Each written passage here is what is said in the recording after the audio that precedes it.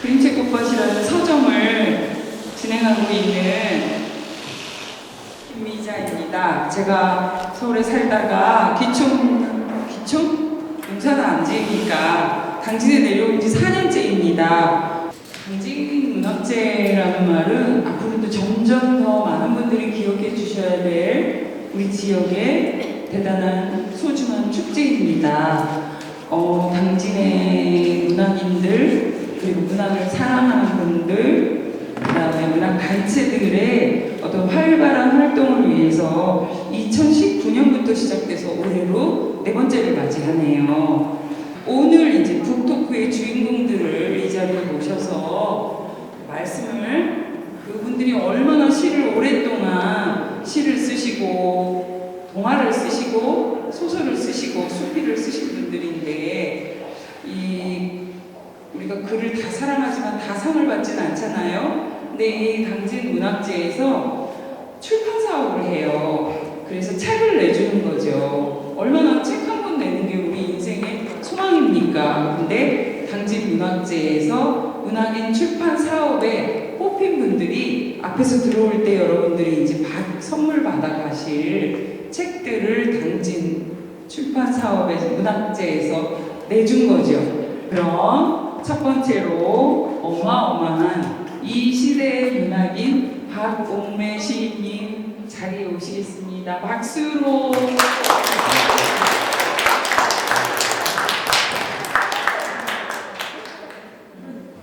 자, 박옥매 시인님 반갑습니다. 감사합니다. 네, 박옥매 시인님 자리에 앉으세요. 박옥매 시인의 시집 제목은 우강의 농부입니다. 저는 우강면에서 벼농사를 짓고 틈틈이 이렇게 공간이 있는 데에다가 콩도 심고 참깨도 심고 이런 잡다한 걸 심어요. 근데 가을날 늦가을이었는데 강변에 콩을 걷다가 이렇게 앉아서 힘들으니까 조금 쉬는 시간에 앉아 있었는데 말은 여기 나왔듯이 이런 거를 풀들이 그 자기 씨를 맺어가지고 이렇게 그걸 아주 소중하게 입술을 꼭 다물고 있더라고요. 저 자기 씨를 다음 세대에 보존하고 넘겨주기 위해서. 그러는데 이제 건너편 그 아산 쪽에 현대자동차 거기가 보이는 곳인데 공장 굴뚝에 연기가 날아가서 내가 가뜩이나 오라고 속상한데 날아가고 있더라고. 연기가 날아가면 당연한 건데. 네.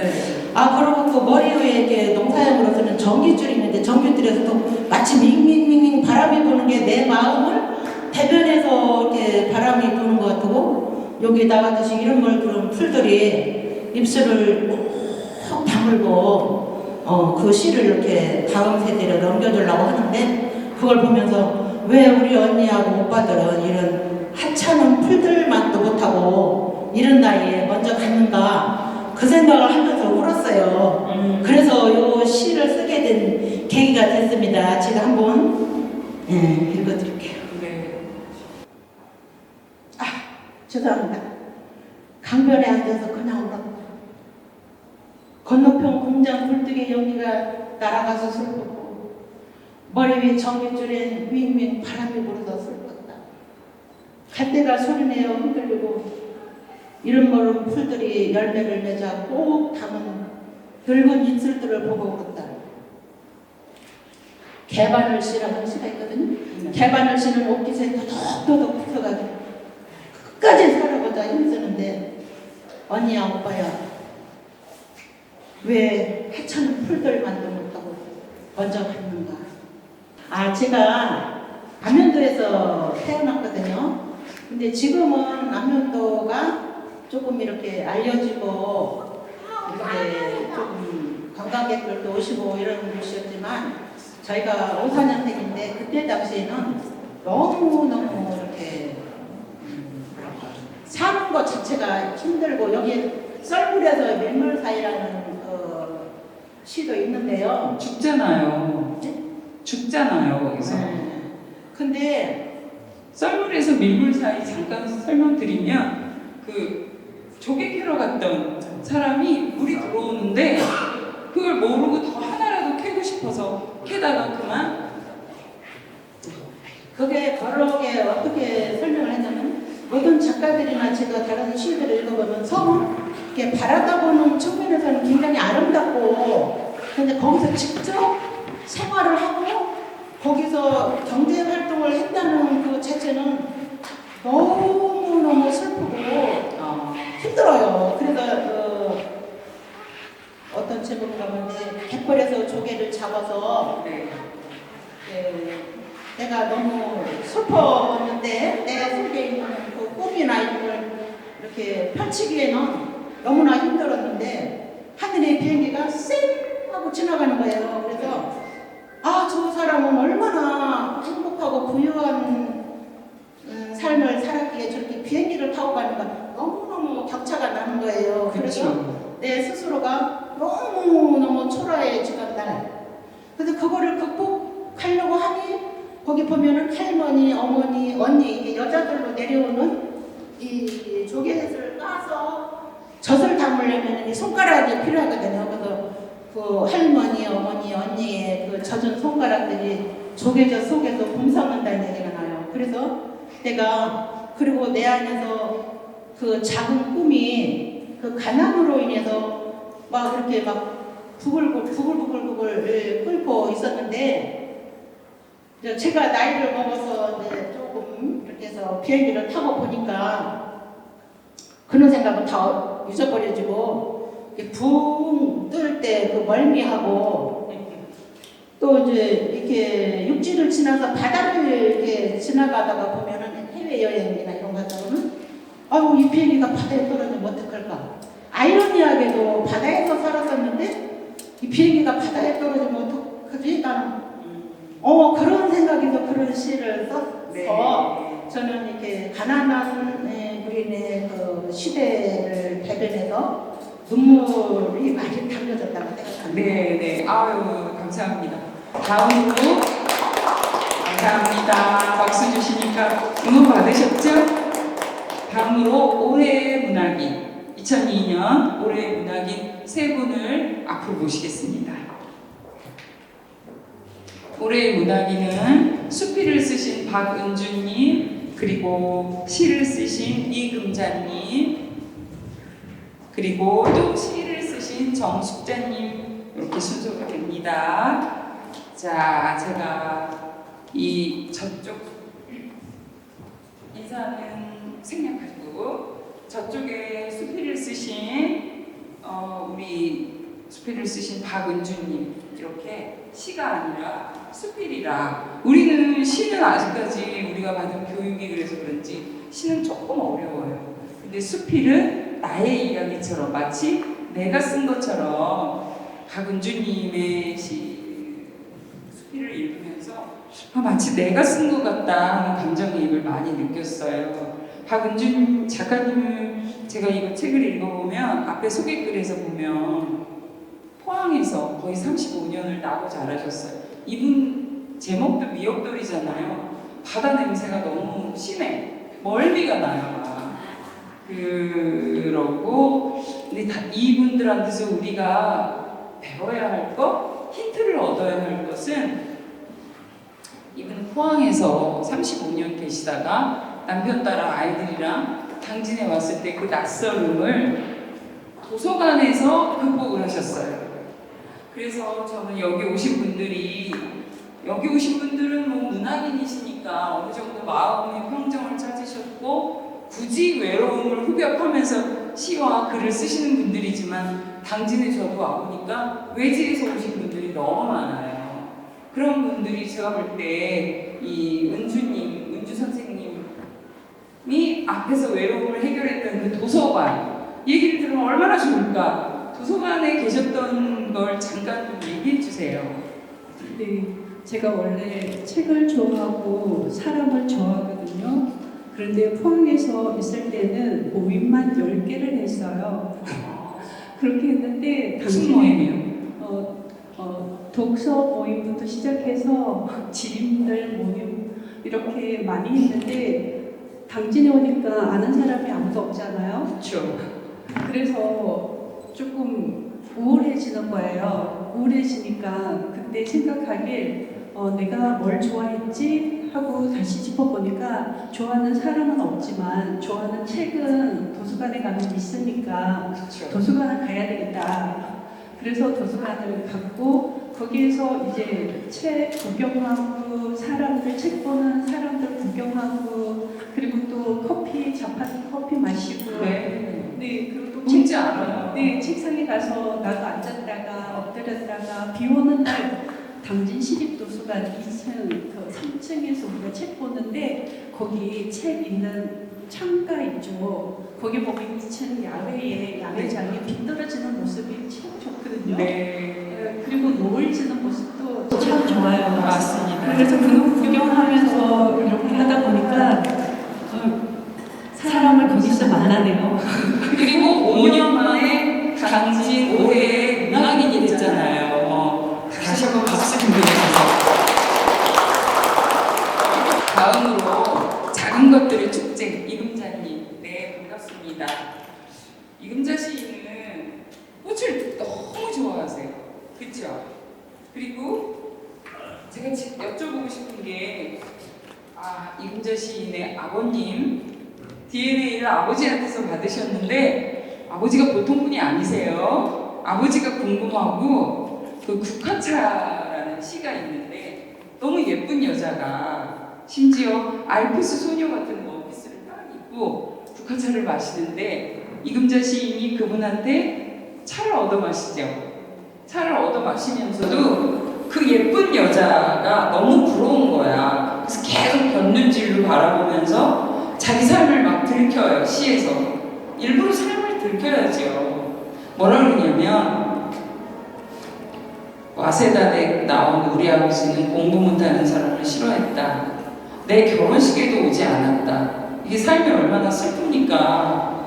나도 잘난 사람 싫어해. 나도 잘난 사람 싫어했으니까 놀러 다니는 게 좋았어. 이른봄 햇살은 그녀 머리. 근데 그런 시절을 보내고 났는데 이 국화차 얻어 마시는 그 여자의 그 예쁨과 우아함이 부러운 거예요. 어쩔 수 없이. 대립동산은 어디예요?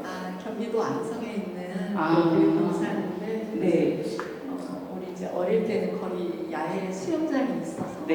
되게 이제 이렇게 뭐 소풍을 가고 그랬던 곳인데 우리가 이제 그쪽으로 이사를 가면서 이제 거기다 집을 짓고 그러는 나 당진에 있는 곳인가 했는데 선생님은 대림동산으로 가실 분 같아요. 안성을 너무 그리워하세요. 제 고향이라서 그렇죠. 네. 아우 말씀 감사합니다. 다음 진흙 속의 빙고 맞죠? 네. 선생님 글은요 너무 쉬운 우리말이에요. 제가 시 공부를 안 한 사람이라 조금 어려운 말로 하면 힘들어요. 근데 우리 이 정숙자님 시는 진짜 쉬운 우리말과 깔끔한 한글이에요. 그래서 제가 아이들에게도 읽어주고 싶은 시를 몇 개를 이렇게 종이로 붙여놨을 정도로 어떻게 이렇게 우리말이 참 예쁜 말인데 그동안 줄임말도 있고 한글도 있고 막 한자, 일본어 마구마구 섞여 있는데 정말 깔끔한 우리말로 쓰셔요. 그리고 이 내가 다니는 저는 뭐 얼마 안 됐지만 친구들이 끌고 다니고 제가 좋다고 다니는 당진 곳곳의 이름이 다 나와요. 얼마나 반가워요. 시를 잘 모르는 사람도 내가 알고 있는 지역이나 이름이 나오면 반갑잖아요. 그리고 이분이야말로 꽃이 없으면 시를 못 쓰셨을 것 같아요. 꽃을 너무 좋아하시고 이분 시를 읽으면서 뭐를 느꼈냐면 우리가 그 영화 시에서 나오는 그 정윤이 윤정이 그분이 꽃을 보면서 시를 쓰잖아요. 그걸 느꼈어요. 그래서 도대체 왜 이렇게 꽃을 우리도 다 이제 나이 들면 핸드폰 갖고 막 꽃을 찍잖아요. 근데 그 꽃을 찍는 거에서 보통 우리는 끝나는데 어떻게 집에 가져가셔서 시를 쓰시는지. 제가 정말로 2018년 8월 전까지는 감기도 모를 정도로 정말 건강했었거든요. 아, 네. 좀 괜찮으신 얘기 그런데 있어요. 제가 허리 디스크가 와가지고 수술 후유증으로 엄청 고생했었어요. 네, 맞아요. 진짜 이 딱딱한 의자에 앉고 지금도 후유증 때문에 이제 이 의자에 앉게 됐는데 그래서 제가 지금 이렇게 치유되게 된 거는 자연을 보면서 풀꽃 한 송이를 보면서 꽃을 보면서 그 추운 겨울에 길가에 이런 들국화 그 꽃들을 보면서 저 겨울 속에서 눈 맞으면서도 얼어 죽었다고 생각했는데 봄 되면은 살아가지고 네. 꽃도 피우고 향기를 피우고 열매를 맺고 그러더라고요. 그래서 아 나도 그래 이렇게 아프고 외롭고 하지만은 나를 치유하는 거는 나뿐이더라고요. 예, 모든 사람이 다 그렇잖아요. 아, 그렇죠. 그러면서 제가 이 자연을 보면서 그래 나도 저 풀꽃보다 약하면 되지 풀꽃보다 약하면 안 된다 하면서 그 풀꽃을 보면서 그 꽃 한 송이를 보면서 제가 의지를 가지면서 이렇게 많이 좋아지게 됐거든요. 그래서 진홍 속에 핀 꽃입니다. 정숙자 시인님이 제일 좋아하는 꽃 제가 알아맞혀 볼까요? 맨드라미. 맞아요? 네. 네. 맨드라미 앞에서 발을 떼지를 못하세요. 왜 맨드라미에? 맨드라미는 처음에 이래 보면은 필 때 보면은 네. 정말로 작아요. 네. 근데 사람들이 지나갈 때 그냥 차 타고 지나가잖아요. 대부분 휙휙 지나가면 길가에 맨드라미가 붉게 피었는지 예쁘게 피었는지 모르고 지나가거든요. 네. 저는 이제 많이 걸어다니면서 이래 그쵸. 보잖아요. 더 자세히 보죠. 예, 더 자세히 보잖아요. 그 빛깔이 너무너무 고운 거라요. 아, 그래서 그 꽃의 자연의 그 생명, 의지 거기에 제가 의지를 많이 배웠습니다. 감사합니다. 네. 자, 그러면 우리가 이제 뒤를 잇는 신인 작가들을 만나기 위해서 올해의 작가, 2002년 올해의 작가분들에게 큰 박수 보내주시고 자리로 주세요. 감사합니다. 자, 올해의 프레시맨 신인 작가 두 분, 박영량님과 우리 나비 먹는 코뿔 속 뿌야의 송경옥님을 모시겠습니다. 박수. 마지막 순서입니다. 자리에 앉으시고요. 자, 저의 전문 분야 동화책이 나왔습니다. 제가 동화 그림책 많이 보거든요. 그래서 저에게 교정지가 왔을 때 이거부터 먼저 봤어요. 그리고 또 다시 유일하게 남자 선생님이십니다. 박영양님부터 보면 정말 시를 많이 쓰셨어요. 그쵸? 시가 많아요. 그리고 시를 쓰시다가 중간에 시로부터 좀 멀어졌다가 이 제목이 또 다시 시예요. 그쵸? 또 다시 해서 그동안 써놓으신 시가 시집이 됐는지 모르겠지만 정말 날마다 쓰셔야 이런 시집이 나올 것 같아요. 그러니까 이 박영양님의 시집에는 눈에 보이는 모든 것들, 살아있는 것들, 목숨 있는 것들, 목숨 없는 것들에다가 다 관찰하시고 의미가 되고 소재가 엄청 다양하십니다. 이렇게 시를 남녀의 차별은 아니지만 남자분이 이렇게 섬세한 눈으로 시를 쓰는 비결 여쭤봐도 되나요? 시 쓰는데 비결이 있다고는 생각지 않습니다. 개인비. 저는 원래 이제 소설을 쓰다가 아, 네. 문학소년이었죠. 생활 때문에 한동안 문학하고는 굉장히 긴 먼 생활을 하게 됐습니다. 네. 예를 들어 제가 소설을 썼는데 소설을 읽으면은 그 쓰고 싶은 욕망 때문에 책을 읽을 수가 없는 거예요. 그거는 흔한 말로 욕심이 앞선 네, 거잖아요. 그렇죠. 그때는 그랬다는 얘기죠. 네. 그래서 우연히 호수시에서 초대를 해줘가지고 시를 쓰자. 직장 생활을 하면서 보시다시피 시를 잘 못 씁니다. 쓰는데 아무나 책 만들어드리지 않습니다. 못 쓰는데 열심히 썼습니다. 네. 열심히 썼고 열심히 관찰하고 좀 많은 노력을 하게 된 것도 여러 주위에 네. 응원을 받아서 열심히 노력해서 책을 내게 됐습니다. 네, 축하드립니다. 앞으로 이렇게 어떤 소재, 어떤 주제에 집중해서 써보고 싶다는 그런.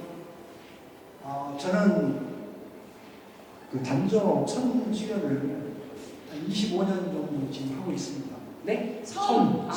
네네네. 시를 쓰게 된 것도 사실은 선시를 쓰기 위해서 네. 습작이었습니다. 네. 그래서 저는 선에 관련된 선시를 다음에는 선시 중심으로 한번 시를 써보고 싶은, 제가 그동안 25년 동안 수련을 하면서 얻은 속에 있는 것을 좀 풀어내고 싶은, 네. 그래서 하나의 좀 빛이 되고 싶은, 제가 밝아지면은 주위가 밝아지고 주위가 밝아지면 또 세상이 밝아지지 않습니까? 그러한 시를 쓰고 싶습니다. 네, 말씀대로 잘 이루어질 것입니다. 그 다음에 이제 저희 이 나비 먹는 콧불 속 후야 성경님 잘 읽었습니다. 지금 학교에 계시나요? 네. 시간이 많다고 작가가 되는 게 아닌 것 같아요. 학교 계시면서 이런 동화를 쓰셨는데 동화가 총 5편이에요. 초등학교에 계시나요? 고등학교에 계신 선생님이 동화를 쓰셨는데 이 5개 중에 하나가 현실 이야기고 나머지는 다 하나도 약간 마지막에는 판타지로 되고 무지개 달팽이, 자음을 찾아 도깨비 나라를 보고 이거 다 약간 판타지한 동화책이에요. 이야기예요. 그래서 이제 몰라도 저는 이 책에 갇힌 아이가 너무 절절했어요. 그 책만 좋아하는 아이를 온 가족이 착각 속에서 좋아하는 거예요. 너무 책 읽는 아이, 어이구 우리 아들 책 보니까 좋아. 이러다가 얘가 속에 있는 말을 미처 못해요. 나 책 말고 다른 것도 하고 싶은데 엄마 아빠가 책 보는 아이를 너무 영웅시해. 저 너무 많이 봐요. 이런 사람들, 이런 애기들을. 그래서 말을 못해 미처. 나 저것도 좋아하고 잘해야 하는 말을 하지 못하게 하는 현실을 책에 갇힌 아이라는 말로 절절하게 풀어내셨어요. 어떻게 이렇게 판타지가 현실 동화보다 더 어렵거든요. 어떻게 이렇게 동화를 쓰시게 됐는지. 저는 아까 앞에서 인사 말씀 드릴 때 저는 그 삶의 취약성에 대해서 굉장히 관심이 많다고 했어요. 삶의 취약성. 취약성. 네. 그래서 제가 이제 교육 현장에 있다 보니까 아이들이 가지고 있는 이 취약성이 제대로 이제 발휘되지 못하고 또 이제 그거를 모른 척하면서 정말 이렇게 소외되는 그런 아이들의 아픔이 너무 많이 있습니다. 선생님 아이들 안에는 취약성이 있어요? 어른도 다 취약성이 있고요. 그 취약성이 뭐죠? 그러니까 예를 들면 저는 이런 거라고 생각을 해요. 간밤에 제가 이제 이 출판 기념회를 앞두고 네. 사실은 조금 불안하기도 하고 아침에 가서 인사를 잘못했을 때 실수를 하면 어떻게 하지? 이 민망한데 이 귀찮은 거 뭐지? 이런 모든 것들이 저는 취약성이라고 생각해요. 두려워하는 마음? 두려워하는 마음. 사실 저희 마음속에 가장 큰 게 이 불안과 두려움의 문제라고 생각을 하는데요. 네. 그런데 저희가 이 취약성을 가지고 있고 이거를 직면을 하고 있다는 거는 뭔가 나아가고 성장하고 있다고 생각을 하는 거예요. 네. 근데 이제 아이들도 이 취약성을 자신이 가지고 있다는 거를 받아들이고 수용을 할 때, 그리고 제일 중요한 게 이제 그게 부모, 이제 학교 교사, 제도라고 생각을 합니다. 근데 이제 우리 사회에는 뭔가 굉장히 완전한 결과물들을 굉장히 이제 중요시 여기는 사회잖아요. 그러다 보니까 취약성을 가진 아이들을 자꾸 돌보지 않는 거예요. 그러다 보면 아이들은 자신이 가진 취약성에 자꾸 매몰되고 그것이 싫어서 그러니까 증명을 하지 않고 숨게 되는 거죠. 그래서 그 숨게 되면서 나타나는 여러 가지 문제들을 제가 이제 첫 번째 동화집이 꽃자른 코끼리였는데 꽃자루 코끼리. 네네 꽃자른 코끼리는 이제 지금 그대로 육체적인 결함을 가지고 있는 아이 그다음에 이제 마지막 편에 있는 그래도는 정신적인 요즘 아이들 정신적인 문제를 가지고 힘들어하는 아이들이거든요. 그래서 그 문제, 그다음에 어떤 편견의 문제를 다뤄서 꽃자른 코끼리를 냈고 이제 이번 작품은 이제 제가 이제 환타지가 많이 들어가 있다고 네네. 하지만 사실은 모두 아이들이 어떤 취약성을 드러내고 그것에 대해서 질문을 하고 그리고 이제 성장하는 내용들로 크게는 구성이 되어 있습니다. 그래서 그것이 제가 이제 교육 현장에서 사실 굉장히 지금 아까 말씀드린 그 책에 갇힌 아이라는 거는 아이들이 정말 그렇게 많이 돼요. 네, 정말 많아요. 네. 아이들이 아니라 어른들이. 어른들도 마찬가지예요. 책을 좋아하는 것 같지만 사실은 자신이 가지고 있는 민망함이나 두려움, 불안, 외로움들을 아이들이 이제 책에 어떻게 하냐면 읽음으로써 근데 요즘은 이제 그 책이 SNS로 대체가 됐거든요. 그래서 모든 아이들이 정말 모든 아이들이 휴대폰을 보고 있습니다.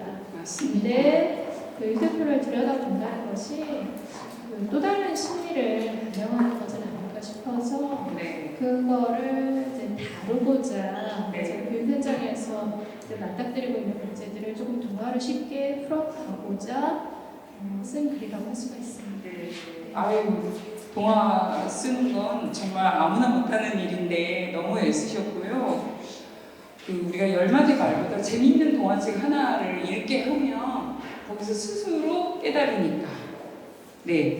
그래서 앞으로 이제 신인을 타이틀을 얻으셨으니까 꾸준히 하시면 올해의 문학인, 그 다음에 이 시대의 문학인까지 잘 가시기를 바랍니다. 감사합니다. 박수로 마무리하시고 이렇게 좀 번개불에 콩을 볶듯이 했지만 그래도 이 당진 문학제의 주인공들을 만나봤는데 제가 볼 때 이 시대의 문학인 밑에 신진 문학인부터 우리도 한번 도전해보자는 의미로 다시 한번 가보면 누구나 당진에 거주하는 분들이 글을 쓰면 응모할 수 있어요. 그리고 올해의 문학인은 당진에서 문학 활동을 하면서 5년 이상 되어야 돼요. 그러니까 꾸준히 하시면 돼요. 이제 제가 독독을 진행을 이제 마무리하면서 이 시간을 여러분들과 얼굴 마주하고 시인들의 목소리를 직접 들을 수 있는 오늘이 저에겐 너무 영광된 시간이었습니다. 조금 있다가 이제 여러분이 여기를 정리하는 동안 여러분은 잠깐 나가서 물도 드시고 휴식도 하시면서 김용택 시인의 시를 낭독하는 시간이 있어요. 이제 당진 시낭송가 협회에서 김용택 시인의 시를 낭송할 거니까 그것도 기꺼이 들으시고 박수 쳐주시면 그 다음에는 우리나라의 대가 김용택 시인이 오십니다. 여러분 지금 여기 혹시 농업인 계세요? 농업인 저거 있잖아요.